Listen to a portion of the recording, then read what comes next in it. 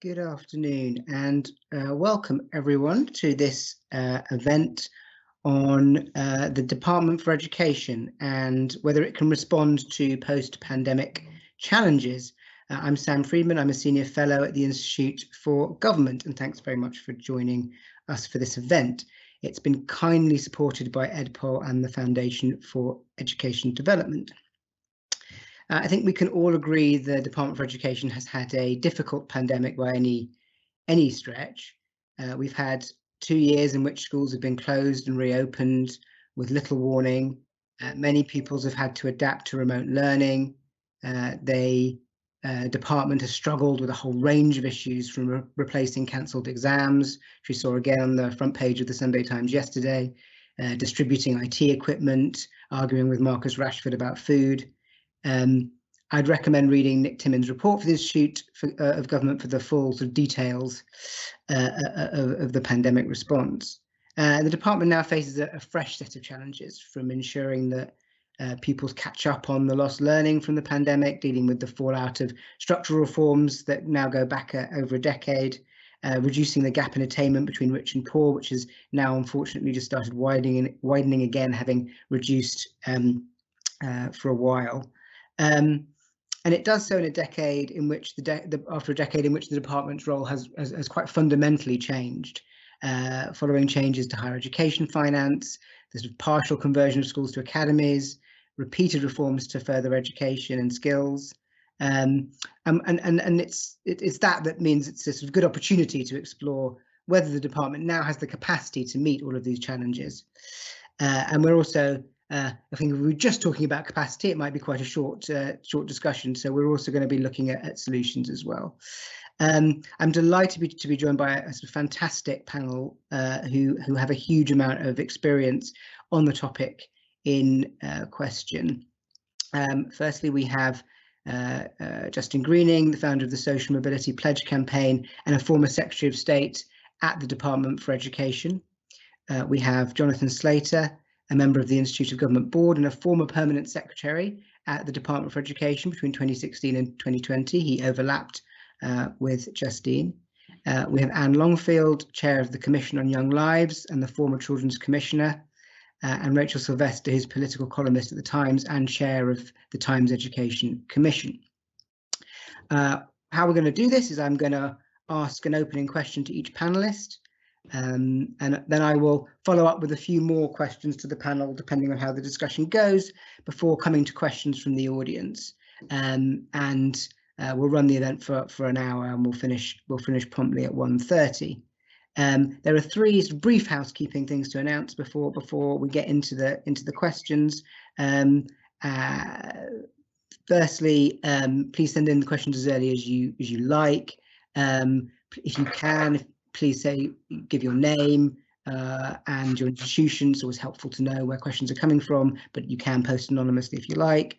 You can put your questions on the panel on the right of your screen. We'll be live tweeting the event from IFG Events using the hashtag IFG Education, so please do follow and tweet along. I'm tempted to try and tweet and share at the same time, but I fear that's beyond my multitasking abilities. And we will also have a video and sound recording on our website within 24 hours. So if you want to share it, you will be able to. Before we get into the questions, I'm going to hand over to Patrick from EdPol, who are sponsoring the event, just to give us a few opening thoughts and remarks. Thanks very much, Sam. EdPol is a research project focused on long-term planning and use of evidence in education policy, and we work with co-sponsor Fed Education. Thinking of the question today, can the Department for Education respond to post-pandemic challenges? Well, there are undoubtedly many challenges, and after 2 years of local empowerment and suspension of national assessment, perhaps we are at a once-in-a-lifetime opportunity to tackle deep-rooted problems. Nevertheless, shouldn't we also consider how we go about trying to solve problems and reach our intended goals? To avoid repeating past mistakes, shouldn't we consider how we structure and govern policy making itself? So support for today's panel discussion originated in a series of interviews run by EdPol and Public First entitled from the Office of Secretary of State, reflections on the policy-making process. Overwhelmingly, the 9 education secretaries found making good policy extremely challenging. All made important progress, but all seemed frustrated that they didn't have enough time, and many initiatives didn't work out as they had hoped. Secretary of State's complained about being locked in short-term policy-making cycles, often driven by Treasury requirements. They said there aren't enough hours in the day. Policy-making infrastructure is weak. Evidence is not available to support decision-making. Professional input is ad hoc, and the civil service has, and I quote, strengths, but not strengths in depth. Adding to these difficulties, we should acknowledge that education policy is extremely complex. It's not possible to engage silver bullets, or policy levers are interdependent, and therefore system coherence is extremely hard to achieve. So, as a consequence, government initiatives are littered with consequences which weren't intended, and policy churn is damaging to schools.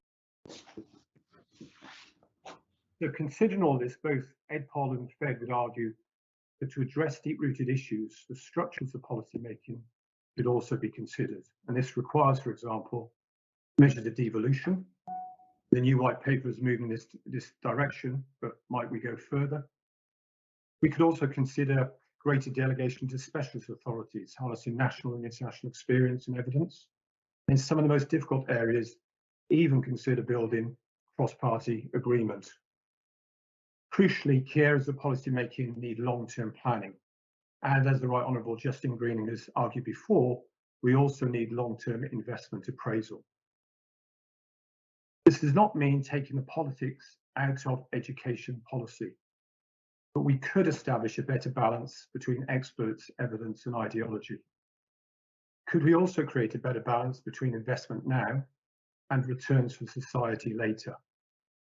And returning to where we started the discussion today, could new structures of governance create the additional capacity that's currently lacking in the DFE? So with those thoughts, back to you, Sam. Thanks very much, Patrick. And I would strongly recommend having a look at that report of interviews from Secretaries of State. It's on my Twitter if you want to have a look later on. Really, really interesting, thought-provoking piece. So I'm going to sort of kick off with a question to Jonathan. You were Permanent Secretary, and before that you were a Local Authority Director of Education. How do you think academisation has changed the role of the department, and do you think it's been for the better? So 20 years ago, as you say, I was a Director of Education, Islington Council, and I thought my job was quite tricky. I had to oversee, one way or another, about 100 schools. The question for me was, in each case, was the head teacher doing fine? If there was a problem, were the governors on top of it? If they weren't, how was I going to step in to make sure that things were back on track? I had to make sure the right level of funding went to each of these 100 schools, taking into account the distinction between those that were new or those that were old, those that served children who needed more help than others. Getting that right balance of funding seemed to me, quite a tricky thing to get right. But of course, if I had the power of to foretell the future, look ahead 15 years to when I was working for Justine in 2016, I realised just how easy clearly my job had been at Islington, because now in 2016 I was helping Justine to oversee thousands and thousands and thousands of schools, either operating individually or in small groups. If any of these schools failed their Ofsted inspection, suddenly it turned out to be our job to work out what to do, who should run each of these schools. That became our question. We had to work on how to allocate funding fairly between over 20,000 schools. So, goodness me, the Department for Education's job has changed. Those sorts of tasks managed previously at local level are now all managed at central government level. And so if you were to track the number of people employed by the Department for Education over the last 20 years, you won't be surprised to hear that there are thousands and thousands more staff working in the department than there were when I was at Islington. As to whether you think that's a good thing or a bad thing, whether it's got better or worse, depends on your view of the balance between national and locally elected politicians. I mean, that's the crucial difference. So if when I think about my own experience of this, the minister deciding, the politician deciding, let's take a sort of prosaic question, which schools get a boiler if there's not, if the heating isn't working properly. Now that is a political decision, it's a resource allocation decision. 20 years ago, it would have been taken by the chair of the Education Committee at Islington. Now it's taken by the minister responsible for schools in sanctuary buildings. So in my time, first of all by John Nash, then by Theodore Agnew. Intriguingly, neither ever elected to any position. As to whether that's a sort of good thing or a bad thing, as I say, it depends on your view as to who you think is best placed to make those resource decisions. Do you want them taken at national level or do you want them taken at local level? There is, of course, a politician who has been who was elected in the department working for Justine, Nick Gibb, extremely influential minister for 10 years. Whatever you think of Nick's views about the best way of teaching reading or what subjects should be best be taught at the age of 16, there does seem to be a question in my mind in this balance between national and local as to how as really whether it makes sense to give one person quite so much power over what children learn in school. So you could do it either way. There is an important role for politicians in overseeing an education system. It's public money that's being spent. But the consequence of academisation is that it does concentrate political power very much in the hands of a very small number of people in Westminster, supported by an increasing number of civil servants too. And for myself, I think it's more centralised than it should be. Thanks, Jonathan. An interesting one, which I'm sure we're going to come back to over the course of the hour. I'm going to go to Anne next. You were Children's Commissioner for 5 years, and before that, you spent some time, I think, in the Prime Minister's Strategy Unit. So you've sort of seen the department operating in a sort of number of guises over a period of time. Do you think the department has an institutional memory? Does the department learn from doing things wrong, or does it go around in circles? I was going to say, or even doing things well. So we're going back another 20 years now to my time in the Strategy Unit, and I guess from the time I was Children's Commissioner, the biggest thing that hits you in terms of leadership and in terms of institutional memories, there were so many politicians in those seats over that time. That time there were actually 5 Secretaries of State, including Justine here, and I lost count of how many children's ministers there were. I think there were 6, but some were going quite rapidly through at some point, and it's difficult to imagine how on earth anyone could have a long-term focus with that being the case. There are some really noticeable exceptions. You speak to Tim Lawton, you speak to Edward Timpson, Justine, and indeed Nick Gibb, and clearly this is bigger than one role. It's a life work, and there's a detailed discussion about what was intended, how it happened, what went wrong, what went right. But I don't think that in any way permeates, and of course that I think was exposed in terms of the difficulties and the cracks during the pandemic. So during the pandemic, I think a great success moment was when schools remained open for vulnerable children. Less so successful when none came. Only 2% actually came in. Of the kind of great failures for me was schools being closed for so long, weeks and weeks and weeks, when I didn't feel, and I was being told that didn't need to be the case. And what I think we have now is this flashing kind of dashboard of red lights around all sorts of things that are a result of that, from vulnerabilities to that widening divide and the like. So I just wanted, when you took me back to the Cabinet Office, I thought, there's 5 things that I'd like to remind the DfE that actually would address some of the difficulties that I think that they wish to address now, or certainly need addressing now. The first was that actually they once ran a programme of rollout for family support in the most disadvantaged areas to the count of £1.7 billion a year, which was so kind of bold. It would even called the new frontier of the welfare state, Sure Start Children's Centres, and that came out of a Children at Risk review, which has many similarities to what my commission is looking at now, to be honest. The second, and we've got Justine here, but the intentions around social mobility for new places for 2-year-olds, pupil premium, were hard fought for. But in the distance of time, a lot of people, I think, forget that those, they were intended to really drive change. There's a lot of worries at the moment about children who aren't attending school, haven't come back, and also those that are getting involved in exploitation and being exploited and the like. Well, actually, the department used to run youth programs, and actually had loads of programs which were about supporting kids on the edge of crime and care and all those things, till it gave it away.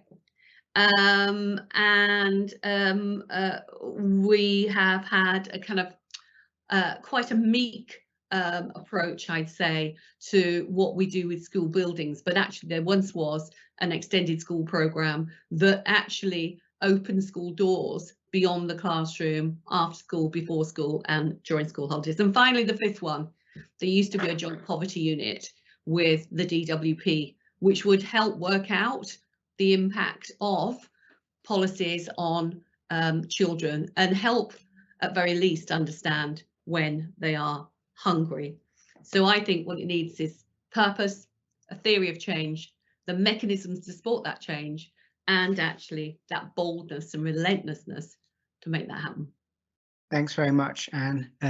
Yes, definitely agree on the need for that kind of theory of change.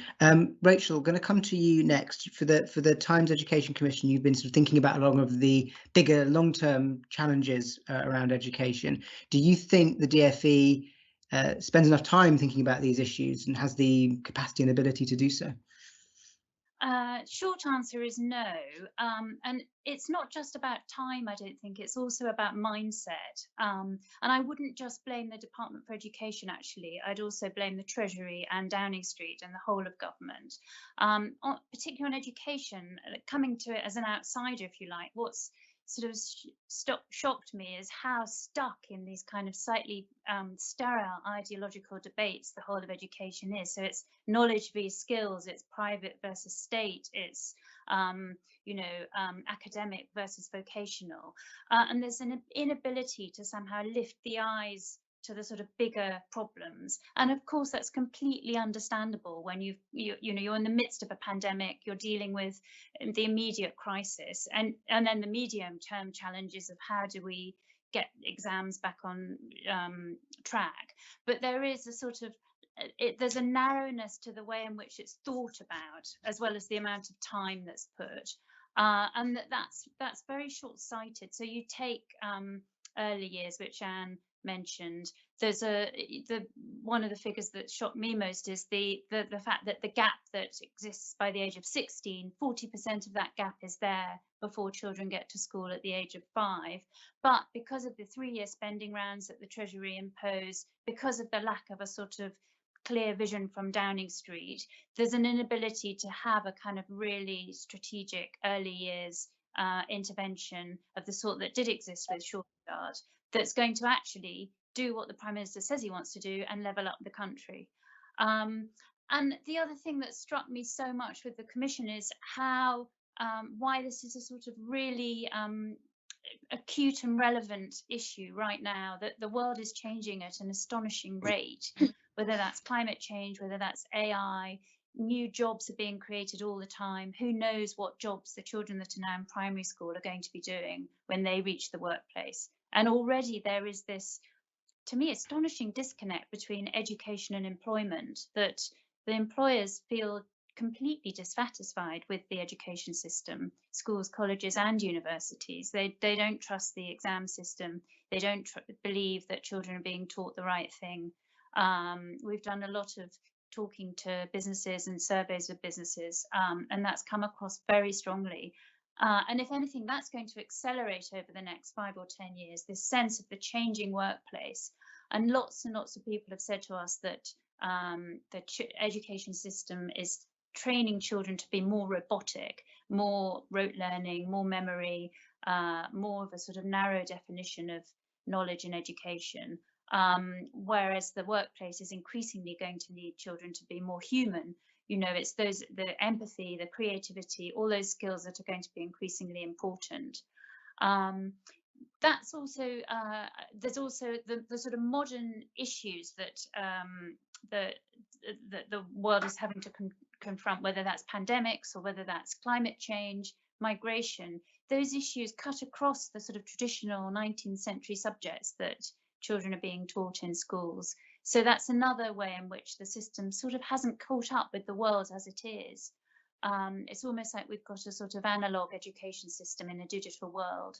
And in terms of technology itself, you know, the department did manage to get laptops out to thousands of children at an astonishing rate, but there's still no sort of systemic policy for making sure that every child has a device, which is the pen and paper of the future, actually of the present. So there's no policy for that. There's no strategic thought about what the rise of technology means. You've had incredible innovation very quickly, setting up things like the Oak Academy, which with online classes, schools immediately managing to go quickly to online learning, but it's been piecemeal, and I don't think it's really, there hasn't been the space or the time to think through what it means for the curriculum, what it means for the assessment system. You don't feel that anyone in the Department for Education is really thinking ambitiously about that, the long-term challenges or even the medium-term challenges. Understandably, really, but I was so struck. I went to Estonia to visit their education system and speak to their minister and some of their officials, and visited a couple of schools. They have a 30-year strategy for education drawn up across with all party agreement, completely takes the politics out of it. It's based on the evidence. What does international best practice say our children and our young people and the country and businesses need? So it isn't allowed to get into kind of ideological football between false divides. And they have a very strategic curriculum based around what they call 21st century competencies. And businesses are, you know, they're designed a system that is appropriate for business. They've got, I think, the highest number of unicorns in either Europe or the world. They've got this astonishing sort of e-commerce and innovation, digital innovation mindset. And they've integrated technology fully into the education system. So it's not just a computer science lesson tacked on to the rest of the curriculum. They've got, you know, they learn mathematics or they learn spelling through programming a robot from the age of 7. It's a completely different way of thinking. So I think it's not just about more time on the long-term challenges, it's about a different mindset. And I think that applies not only to the DFE, but also to the Treasury, which is stuck in this kind of 3-year round, particularly at the moment when you've got a Chancellor who's got an eye on the job next door, number 10. You've got this very sort of short-termist approach, driven ultimately by money. And it's letting down children, it's letting down businesses, it's letting down parents, and it's letting down the country. Thanks, Rachel. Don't get me started on the Treasury, or we'll be here for the rest of the session on that. Justine may have some views on the Treasury as well.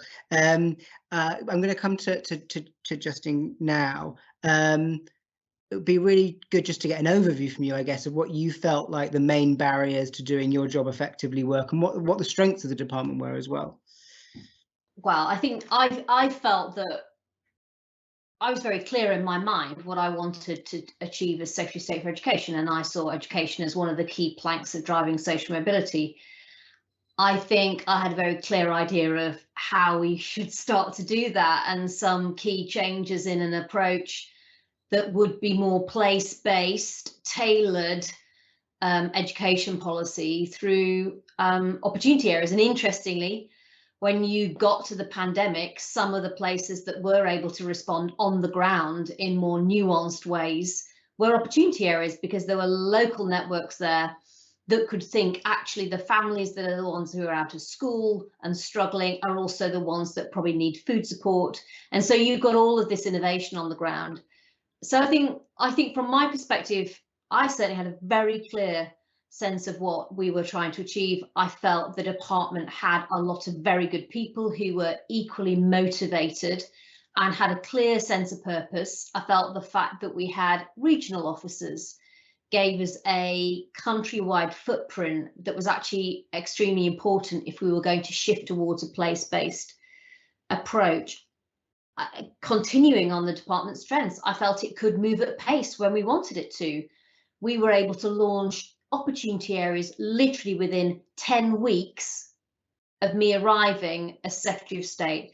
We were able to rebuild the Kensington Aldridge Academy, that was a school that had to be physically closed down because of the Grenfell fire, effectively within a term. And that school was essentially open again in a slightly different site, but fundamentally it was a place for those children to go back to in the September, October time, just months after that fire.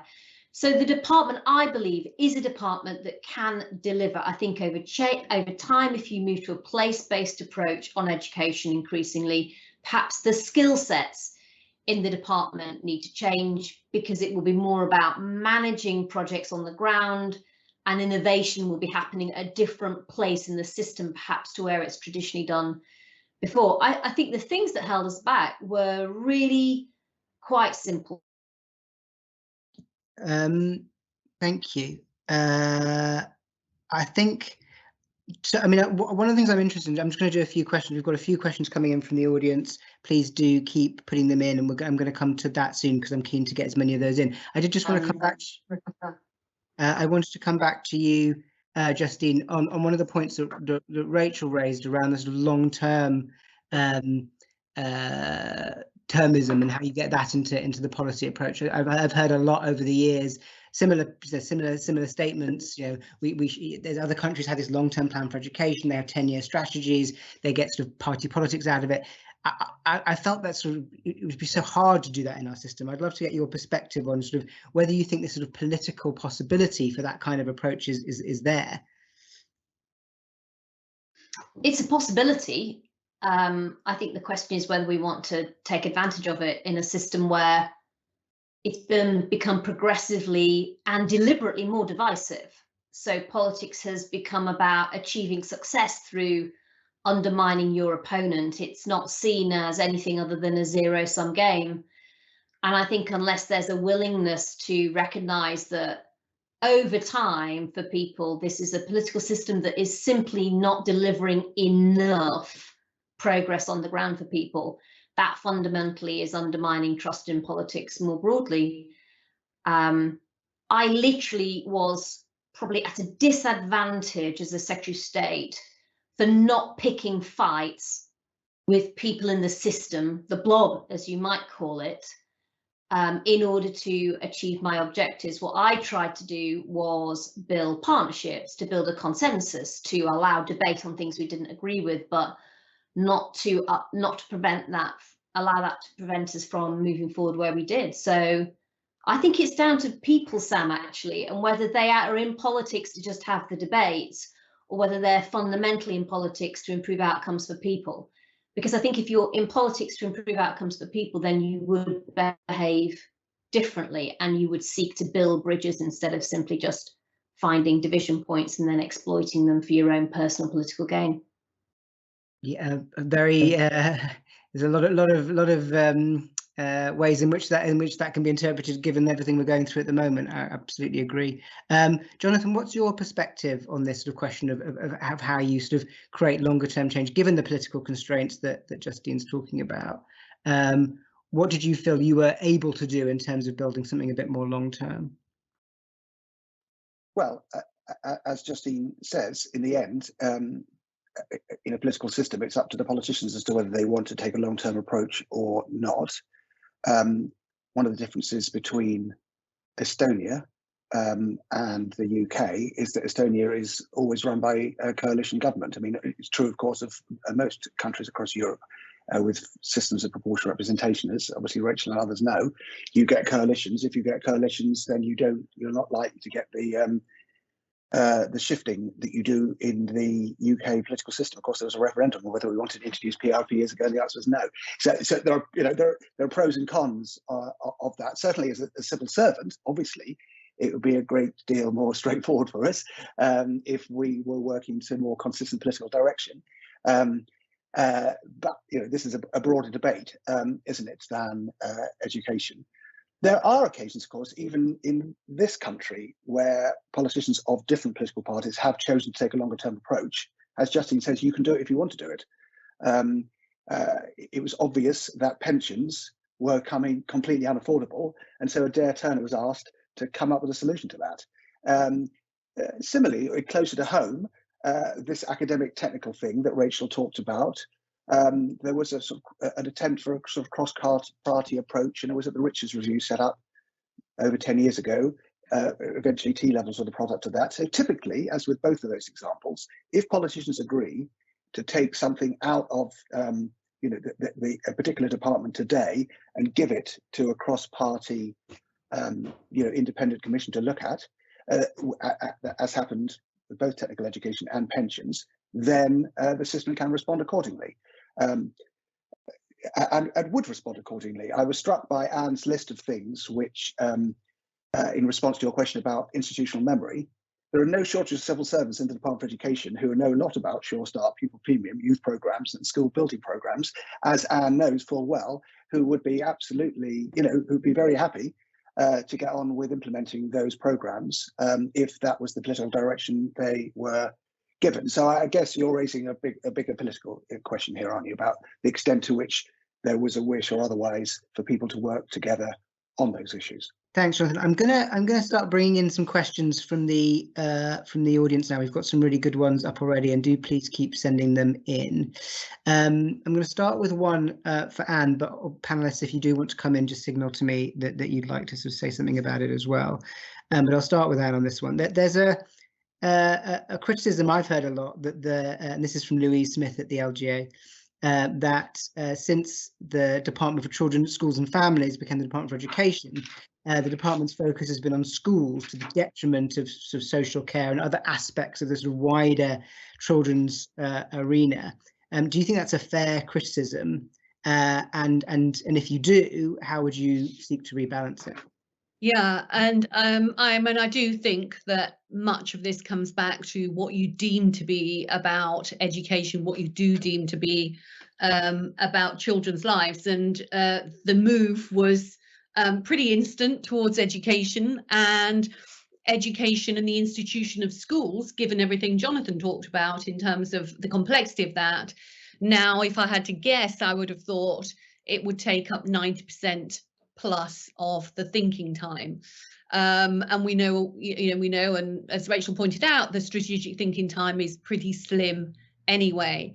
So yes, I'm of the opinion that it needs to be in the round. I think that we need to look at childhoods. I think it would be, I think it's pretty mad to have policy around families somewhere else. And I know that that's more about the structure of government than the need for it. This is back to my, know what you're trying to do, work out how you can best do it, and then put the architecture around how you best do it.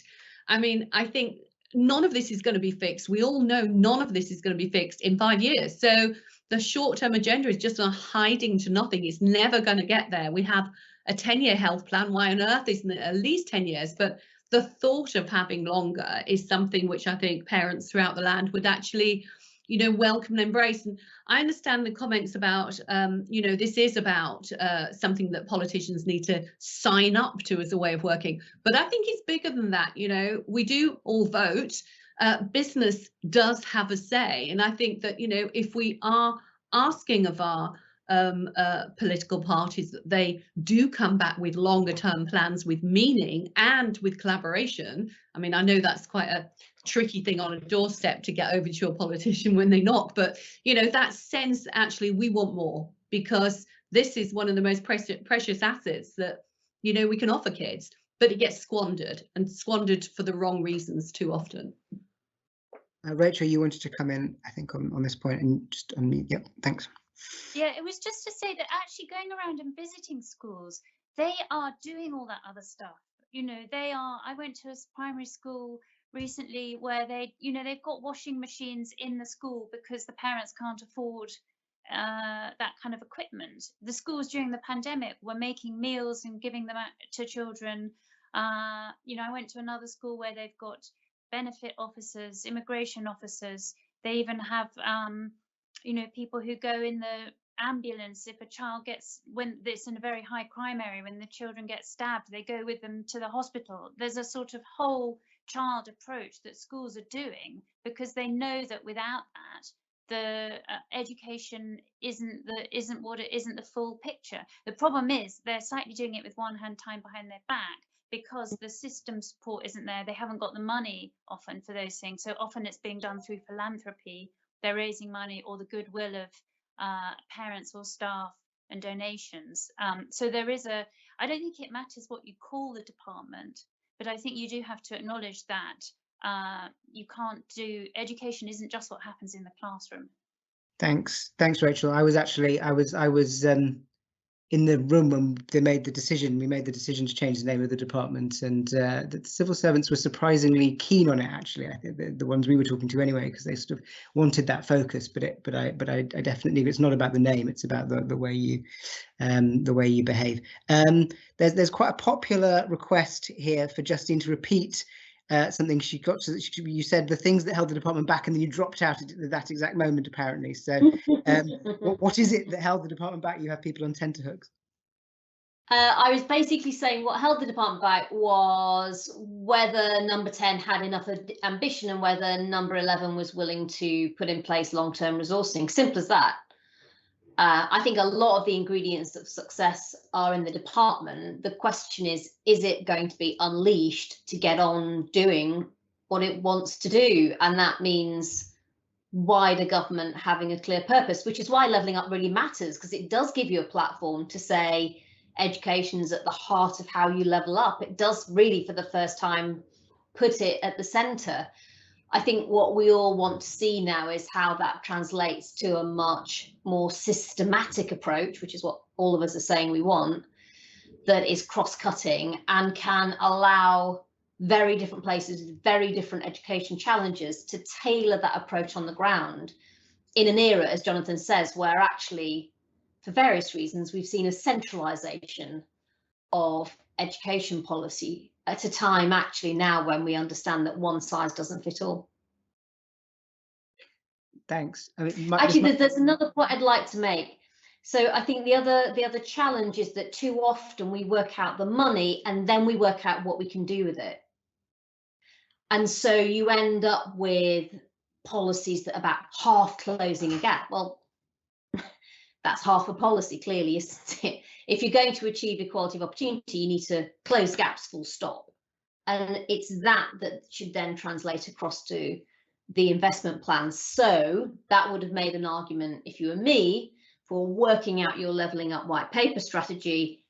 And then the Chancellor comes out with his comprehensive spending review. And by the way, that's a spending review that certainly for schools should stretch out to 2030 if you're going to have missions taking that long. So it's about having all those bits of government lined up with what you are trying to achieve in the department. Thank you. You might think this is a slightly unfair question, but it's something that really interests me around this sort of debate about money versus policy and the order in which things happen. How much do you think this is a sort of deeply embedded in the way the Treasury operates and works, and how much do you think it's to do with the individual who happens to be Chancellor at the time? It's probably a bit of both, but I mean, I'm a chartered accountant by training. All my time in industry prior to being an MP was being a finance person in some very big organisations. I had never seen an organisation run like Treasury that looked after finance. So it was really around skill set, processes, systems. I've always called Treasury the great unreformed department. And that's the big challenge, is it able to actually help and enable those wider government departments to succeed by taking, you know, sensible approaches on long-term business plans in relation to investing in the nation's biggest asset, which is its people, which is also something that Nadine Zahawi was saying last week, launching his white paper. You either believe talent spread evenly, but opportunities not, or you don't. If you believe talent spread evenly, then you have to also believe it's worth investing in a plan to make sure it's developed consistently wherever it is in the country. Absolutely. The big question in the sense is almost, why is it all of us know what the solutions are, but somehow government can't get itself into a situation where it can pursue them? And the bigger problem would be if nobody knew what the solutions were. We know what we need to do. The question is, how can government at the centre reform in order to have functioning decision making for the long term, setting aside the fact that we know politics is going to be short term, because we have had elections in a democracy quite often, and that's a good thing. But the problem is we have to have strong processes across government to start unlocking the chance, at least, for long-term decision making. I'm going to come to Jonathan on this point, but I just wanted to combine it with another question that I thought was a really interesting one. So keep in mind the sort of point around the Treasury, Jonathan, but also Helen Kenny, who's a national officer at the FDA, has asked how difficult does the panel think it is at the moment for civil servants, particularly senior civil servants, to give robust, honest advice when they're under scrutiny from the media and they face the risk that politicians may blame them for failure. Blaming civil servants for failure? I thought this would be an appropriate one for you. So, just picking up the previous comments first, it's interesting, Sam, I'll come back to you offline, that you heard civil servants putting the case for Department for Education rather than children. In a way, it's not that surprising. If you organise things from the point of view of what's the most effective for government, you end up with a Department for Education, a Department for Transport, the basically whole-day model since 1918. The interesting challenge is to turn it the other way around, and what is in the best interests of the public as opposed to the officials and the politicians. And that's where you would get a Department of Children, wouldn't you, or a Department of the Family. So whilst it might be more efficient and straightforward for civil servants, I think the bigger question, which is Anne's question or Rachel's question, is what's the best way of organising things from the point of view of the people who this stuff is supposed to be for? In which case you would say you'd organise it around the needs of children. As Rachel says, you know, you go to a school in a deprived community, and what are the things that the teachers are really struggling with? The answer is absence of social work.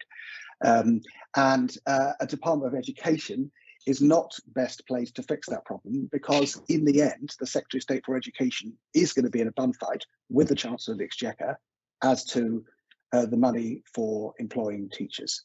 And the advantage of a more localised system is that it's much easier in a localised system to put the resources around the child and the classroom.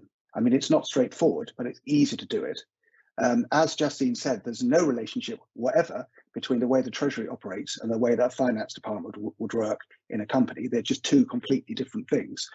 For people who've not worked inside this model before, think of it in a very straightforward way. You've got 20 Justines all asking for money for their thing, and you've got one Chancellor who's doing his or her best to say no, thinking of themselves as the person who is being pressed all the time for more money from individual departments, and that in the end is what drives the Treasury more than anything else. It sees itself as the only buffer between unlimited spending and control, rather than, as Justine says, what's the best way of achieving value for money, which is a more important question, but not really how the Treasury, I would say, is set up.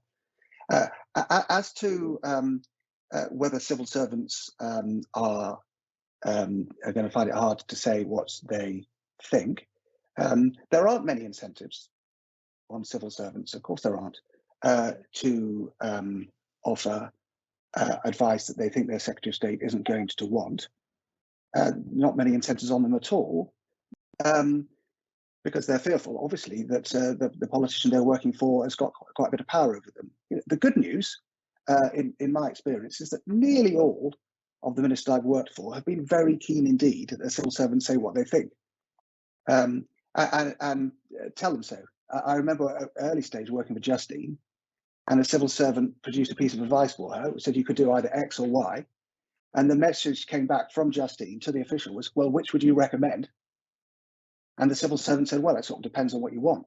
And so, which sort of proves what's behind the question from the FDA colleague. Even in a situation where the Secretary of State, in this particular case, Justine, specifically wanted to know what the civil servant thought, that civil servant thought it was just too risky to say. Just thought it was a bit too risky, because you never know. So that is a problem with the system as a whole. But as I say, working with Justine, working with Damien too, I've worked for most of the politicians I work for, really wanted to know what we thought. Thank you, Jonathan. I'm just conscious that Justine needs to drop off a little early in about 4 minutes. So if we're in the middle of a question when you have to do that, I'm just going to say thank you now for your contribution. We may be able to bring you in on another question before then. I'm going to go to a question. I'm going to put this one to Rachel initially. This is from Anne West at the LSE. Do you think there's a case for all children to have access to all national curriculum subjects and programmes of study, perhaps up to even GCSE level? Might some academy trusts or schools be disadvantaging pupils by not giving them a sort of broad and balanced or equivalent curriculum at the moment, from what you've sort of seen and discussed on your commission? I definitely think there's a need for a sort of broader definition of what is also included in the curriculum. So the sort of narrowing down, the EBAC has led to this narrowing down of what is valued and what is assessed as valid, on what schools are basically assessed on in terms of their how effective their education is. So I think there needs to be a broader definition of what is valued in the curriculum. So the creative subjects, James Dyson was so interesting when we spoke to him, the inventor. He said, you know, design and technology, that's dropped, I think it's 70%, something like that, since the introduction of the EBAC. But in his view, that is where you get your engineers, that's where the country gets its future entrepreneurs and inventors. And so the economic consequence of downgrading those kinds of subjects. So it's not sort of happy clappy creativity and creative subjects in that way. It's a sort of a different view of what matters in education. So I think as broad as possible is good, although schools will always say, where's the time? But I think you just have to, it's what you measure and what you value is so important, and having a broader definition of what is valuable. Yeah, absolutely. We could have a whole other hour or several hours on that topic. I think it's absolutely critical and a sort of worthy of discussion in itself. One of the popular questions we have is around from Adam Steedman-Thake, an AQA formerly of the DFE. And I'm going to hand this one to Anne first, and others may want to come in on it. So does the panel think that the department in the wider civil service has the right systems in place for developing skilled and effective workforce to deliver against these challenges? And in particular, the fast stream, which is the main route for getting in talent, is very socially exclusive in terms of intake, perhaps doesn't best represent society. So how do we get more people in? How do we train them more effectively? So we're talking about the civil service itself rather than children. I guess the architecture of government is something which I think doesn't stand the test against the kind of people versus structures on any sense. You know, as Justine said, you know, it isn't set up about the outcomes, about people's lives. People don't live in boxes, and there's a real default, I think, towards the ease of institutions. Some of it's necessity, because of course there's so much to do, and you know, it's such a broad span, but the institutions of our kind of daily life tend to win out over than individuals within that. So look, I think there are benefits, and I've seen it in different times, about getting people in, possibly for short periods of time from across different sectors, drawing on business and drawing on the voluntary sector more. I think there is a lot more that can be done about giving real entrance to people from across different parties, and indeed across public life. I think there is much that can be gained by having a much greater connection, however that might be, with those that those services are for. In my case, I talked a lot about how there could be greater knowledge of children's lives. It's very difficult sitting in an office in the middle of Whitehall talking about, you know, families, for instance, that are going hungry. That's not always the easiest thing. And it did seem to me, and the Treasury were kind of, you know, quite high on the list of doing some of these things, that actually, you know, I talked about children becoming data points. And actually that kind of instinctive humanity, which I know has to be kind of, you know, has to be managed and guarded with these scale of decisions, needs to have its place and needs to have a role in that. Almost needs to be the kind of check, the sense check. What does this mean for real people? And if we look at what happened during the pandemic and some of the decisions there, not least about exams, actually, if that sense check had been applied, people wouldn't have done what they did at the time. And Justine, I think you wanted to come in on this question as well. Yes, thanks, Sam. I mean, obviously, government as an employer itself needs to walk the levelling up talk, and that means it needs to be looking at whether it really is representative of that wider country that it is designing, developing and implementing policy for. I think it's welcome that government is shifting roles, for example, into communities and places where perhaps there haven't been. Oh, I think we've lost Justine in mid-flow again. That diversity going to be reflected in the workforce, if you like, of the civil services of the future. So I think it's about understanding how all of these things ultimately tie together. If you have a more reflective and diverse civil service, and dare I say Parliament, I think you'll get more in tune, smart, systemic approaches on policy coming through on that as well. Thank you. I don't know if you have to go now. If you've got, you're gonna head off. Thank you very much for being on the panel. I've just got time. If you wanted, I've literally got 2 minutes. If you want to ask me a final question, there was one final question which I want to put to the panel more generally, but I'll start with you because it relates to your levelling up comment. Will the mission that was announced last week, that of 90% of primary school children achieving expected standard in reading, writing, and maths, create a narrow focus and reinforce some of the problems we've been talking about, or is it the right thing to do? I mean, that depends whether there's a proper game plan around how you achieve it. If you achieve it for the long term by working upstream in early years, etc., then maybe you'll have the wider picture. But ultimately, in and of itself, I think what we all want to see is what's the game plan for getting there.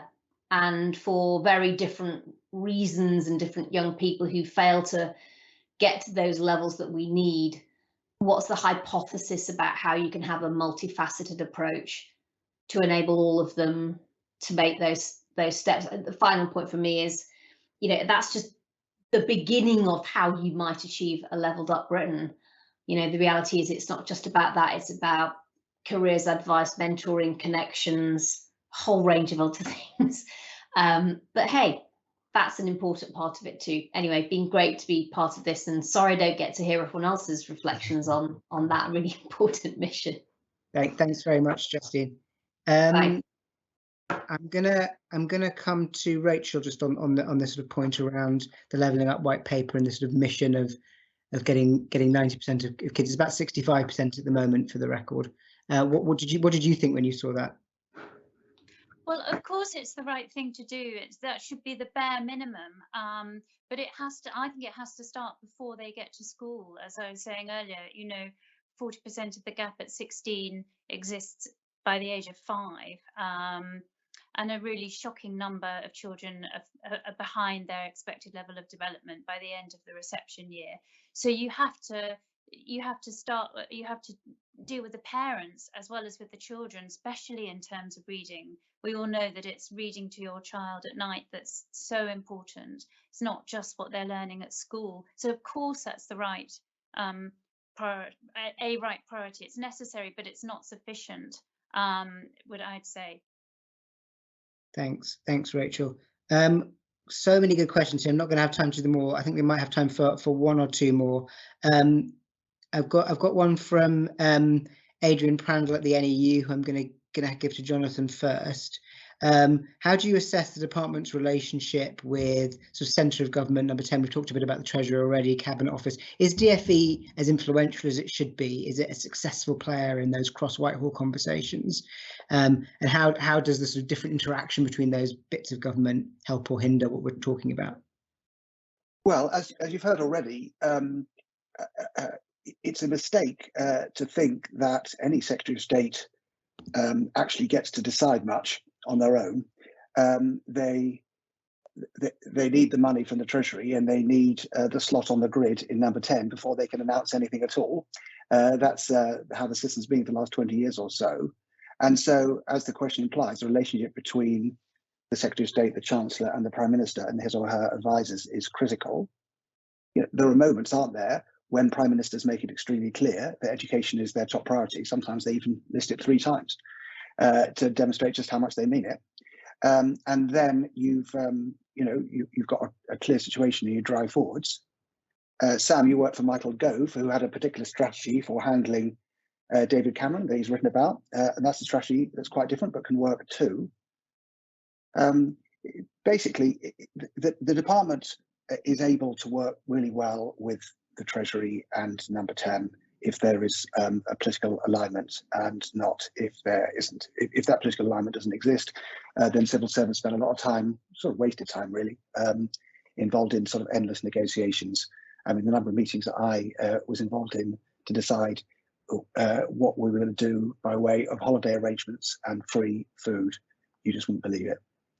But that's nothing to do with the sort of the structures. That's just whether you've got political alignment or not. Thanks very much. Yes, we had a number. Well, Dominic Cummings had a number of techniques for dealing with number 10 as well, some of which have now come into the open. I'm not gonna go for any more questions because I do want to end promptly. It's been an absolutely fascinating discussion, and loads more questions that I would love to ask this panel, but I am going to bring us to a close. For those looking for more analysis, check out, as I mentioned earlier, Nick Timmins' report on schools during the pandemic that he did for Institute for Government, and also the IFG's Whitehall Monitor on how the whole of government fared during the pandemic. I also mentioned earlier the report from EdPol on the Secretary of State interviews, which is definitely worth having a look at and reading. Really interesting stuff. I've also got a report out for the Institute later this week on one of the big aspects that we sort of briefly touched on today, the sort of academisation reforms, what worked, what didn't, and what should happen next in the upcoming white paper. So look out for that coming later this week.